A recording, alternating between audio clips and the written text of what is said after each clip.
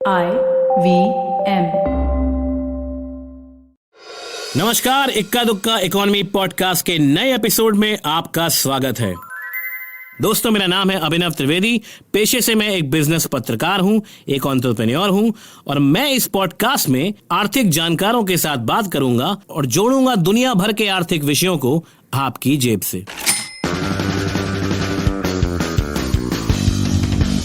और हमेशा की तरह आज भी हमारे साथ जुड़ रहे हैं डॉक्टर भरत झुनझुनवाला, इकोनॉमी के एक नए आयाम पे बात करने के लिए।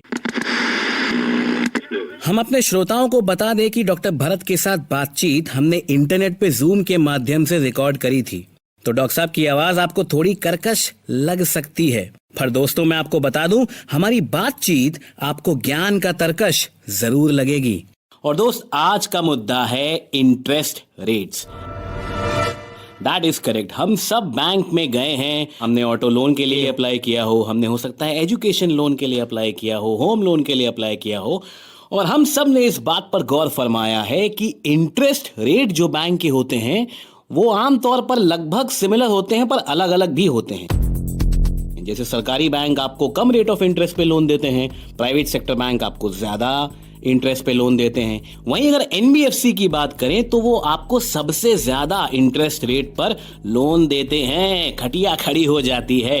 तो दोस्त, आज हम ये समझने की कोशिश करेंगे कि ये अलग अलग बैंकों के इंटरेस्ट रेट के मैकेनिज्म जो होते हैं वो तय कैसे होते हैं। क्या रोल होता है सेंट्रल बैंक का, क्या रोल होता है इंडिविजुअल बैंक्स का। आज आइए इसको समझते हैं। तो डॉक्टर साहब नमस्कार, स्वागत है आपका आज के एपिसोड पे। हमको बस आप ये बताइए कि ये इकोसिस्टम काम कैसे करता है इंटरेस्ट रेट्स का। देखिए, अपने देश में हर बैंक फ्री है कि वो अपने विवेक के अनुसार, अपनी समझ के अनुसार अपने इंटरेस्ट रेट तय करता है। अब कुछ बैंक जो हैं लो इंटरेस्ट पे खेलते हैं, कुछ हाई इंटरेस्ट पे खेलते हैं। यानी कि कुछ bank higher rate of interest पर एफडी पर ज्यादा ब्याज देंगे और फिर बाजार में जब अपना लोन देंगे तो भी ज्यादा ब्याज वसूल करेंगे, और वो हायर लेवल पे मार्जिन पे चलते हैं। कुछ लोअर लेवल पे मार्जिन पे चलते हैं। ये इसी तरह से आप समझ सकते हैं कि आप अगर दुकान पे कॉपी बुक खरीदने जाएं तो आपको कोई दुकानदार तो सस्ती कॉपी बुक बेचेगा, कोई महंगी कॉपी बुक बेचेगा। दोनों एक ही बाजार में हैं, बगल बगल दुकानें हैं, लेकिन उनकी कॉपी बुक की दाम अलग अलग हैं, क्वालिटी अलग अलग है। इसलिए इसी प्रकार से जो बैंक होते हैं उनकी भी अपनी अपनी समझ होती है, उनकी अपनी सिस्टम होती है, और उसके अनुसार वो अपने ब्याज तय करते हैं।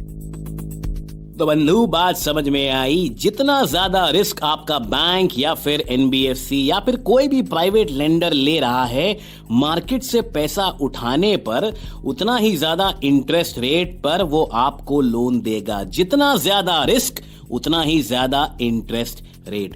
चलिए, ये तो हो गई इंटरेस्ट रेट्स की बात। पर डॉक्टर साहब, अगर हम सेंट्रल बैंक को पिक्चर में लेकर के आते हैं तो आरबीआई जो हमारे देश में है वो करेंसी का सर्कुलेशन मार्केट में कैसे स्थापित करता है, अलग अलग repo rate, reverse repo rate के सौजन्य से। उसके अलावा क्या बैंक्स में जो हम पैसा जमा करते हैं, जैसे कोई आम आदमी अगर फिक्स डिपॉजिट बैंक में रखता है तो बैंक अपनी मर्जी के हिसाब से वो फिक्स डिपॉजिट किसी भी बिजनेसमैन को, कोई MSME loan, home loan, auto loan वगैरह वगैरह अलग अलग लोगों को दे सकते हैं। तो बैंक को तो ये छूट होती है कि वो हमारा पैसा किसी को भी लोन के तौर पर दे सकता है। पर ये डिटरमिन कैसे होता है और उसमें आरबीआई का क्या रोल होता है, एकदम मतलब बेसिक भाषा में हमारे ऑडियंस को जरा आप बताइए। बैंक को डेफिनेटली फ्रीडम है कि वो अपने विवेक के अनुसार अपने जो भी उसको पैसा, आपने मान लीजिए 10 लाख रुपए की एफडी बनवाई, तो उस 10 लाख रुपए को वो एमएसएमई में देगा कि रिजर्व बैंक के पास डिपॉजिट करेगा या सरकारी बॉन्ड खरीदेगा। ये बैंक को पूरी फ्रीडम होती है। इसमें केवल एक लिमिटेशन ये होती है, रिजर्व बैंक ने ये कर रखा है, दो प्रतिबंध लगा रखे हैं।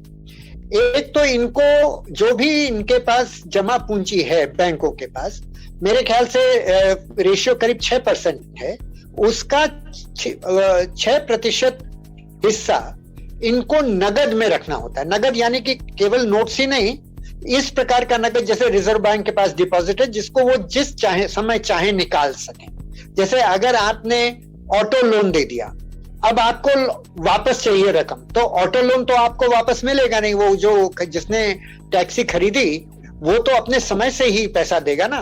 तो रिजर्व बैंक ने प्रतिबंध लगा रखा है कि आपको 6% अप्रोक्सीमेटली रकम जो है आपको कैश रिजर्व रेशियो बोलते हैं, उसके रूप में कैश में रखनी पड़ेगी, जिससे कि यदि बैंक पे कोई संकट आए तो आपके पास उतना कैश हो अपने को मैनेज करने। और दूसरा उनके पास एक लिमिटेशन होता है जिसको बोलते हैं स्टैट्यूटरी लिक्विडिटी रेशियो। कैश हुआ जो तत्काल नगद, और लिक्विडिटी रेशियो हुआ जो कि तरल है लेकिन तत्काल नहीं है। जैसे यदि मान लीजिए आपने कंपनियों के बॉन्ड खरीदे, अब अगर आप बॉन्ड लिक्विड तो हैं, आप बाजार में बेच सकते हैं, लेकिन वो ऐसा नहीं है कि अगर आपको इस समय सवेरे 10 बजे पैसा चाहिए तो आप 10 बजे उस बॉन्ड को भुना सके। आपको उस बॉन्ड के लिए बाजार में जाना पड़ेगा, बॉन्ड का खरीदार ढूंढना पड़ेगा, वो खरीदेगा तब आपको पेमेंट करेगा। तो इस प्रकार के एसेट्स को वो लिक्विडिटी बोलते हैं। तो रिजर्व बैंक ने बैंकों पर ये लिमिट कर रखा है कि आप अमुक अमाउंट कैश रिजर्व रखोगे और अमुक अमाउंट लिक्विडिटी में रखोगे। चलिए, ये तो हो गई अर्थशास्त्र की भाषा में मैकेनिज्म्स को समझने के तरीके। पर डॉक्टर साहब, एक आम आदमी जो होता है जिसकी मासिक तनख्वाह मान लीजिए 10,000 से लेकर के 10 लाख रुपया महीना है, अलग अलग तरह के लोग हैं, अलग अलग तरह की हायरार्कीज हैं, अलग अलग तरह के पैसे कमाने वाले लोग हैं। तो एक मध्यम स्तर का जो व्यक्ति होता है, जब वो एक ऑटो लोन लेने जाए, होम लोन लेने जाए या फिर एजुकेशन लोन लेने जाए, तो उसको किस तरह की सावधानियां बरतनी चाहिए? रेट ऑफ इंटरेस्ट को लेकर के, अपनी आय से जुड़े हुए इंटरेस्ट रेट को देखते हुए उसको किस तरह की सावधानियां आमतौर पर बरतनी चाहिए? क्या क्या नजर में रखना चाहिए? आप ऐसा समझिए कि एक ठेले वाला है और वो मूंगफली बेच रहा है। अब उसके पास चॉइस है कि वो 1,000 रुपए का लोन लेकर के जो पैकेज भुजिया और चना और इस प्रकार की वस्तुएं हैं उनको रख सकता है। अब उसको गणित ये करनी है कि मैं अगर 1,000 रुपए का लोन लेता हूं और इन माल को रखता हूं तो मेरी इनकम कितनी बढ़ेगी। अगर उस 1,000 रुपए के लोन पर उसको महीने में मान लीजिए 5 रुपया ब्याज देना पड़ता है, मैं हाई मान रहा हूं, वैसे 2-3% होता है, मान लीजिए 5%, उसको 50 रुपया ब्याज देना पड़ा, इंक्लूडिंग उसको कागज पेपर वर्क करना होगा, वो झंझट जो भी हो। अब अगर वो 100 रुपए कमा सकता है उस 1,000 रुपए से, तब तो वो 50 रुपए का लोन देना फायदा, 50 रुपए का ब्याज देना बेनिफिट है, क्योंकि उसने 1,000 रुपए का लोन लिया, उससे 100 रुपए कमाया और 50 रुपया उसी कमाई में से बैंक को दे दिया और 50 रुपए उसकी इनकम बढ़ गई।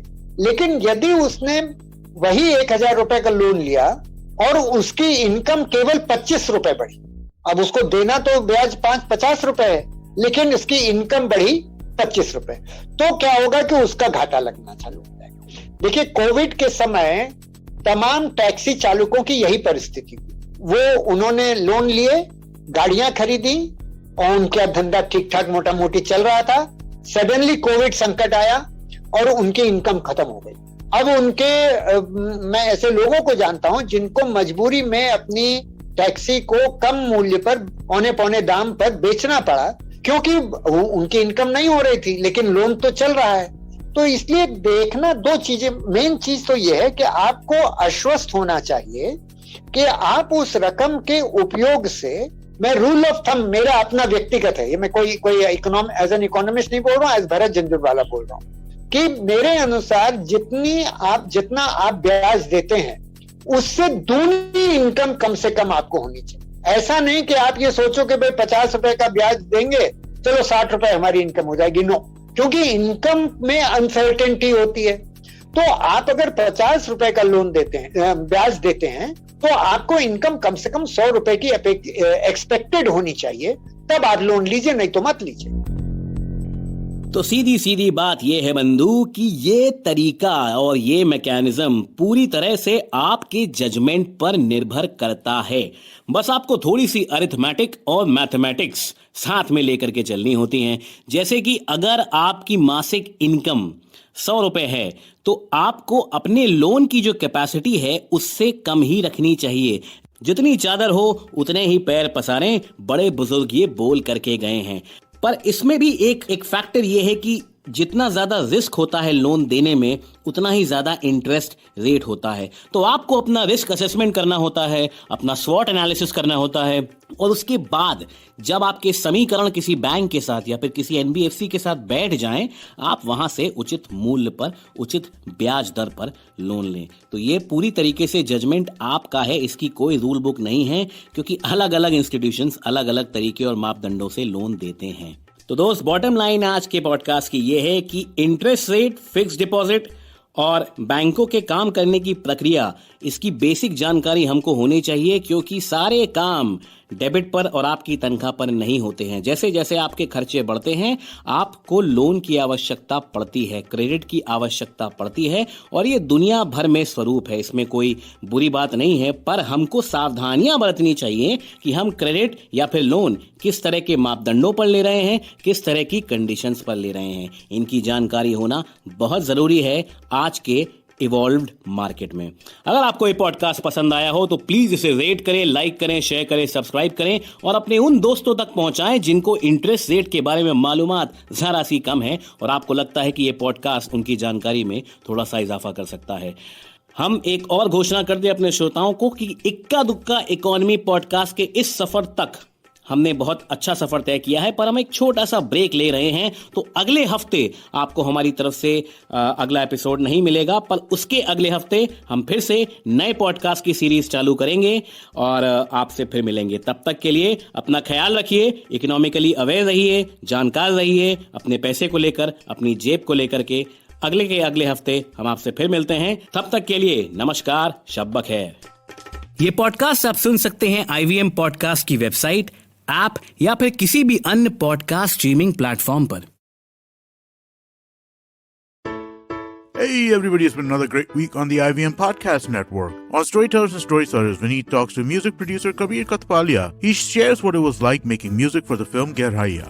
On Think Fast, Varun and Suchita are in conversation with Front Row's Ishanpreet Singh. He tells us about all there is to know about the subscription model. On The Wire Talk, Siddharth talks to author Pramod Kapoor about his new book, 1946 Royal Indian Navy Mutiny, The Last War of Independence. On Postcards from Nowhere, Utsav traces the legacy of Sindhis and tells us why crocodiles are important to them. And on Say No to Drama, Chetna deconstructs growing up but not growing apart in a relationship.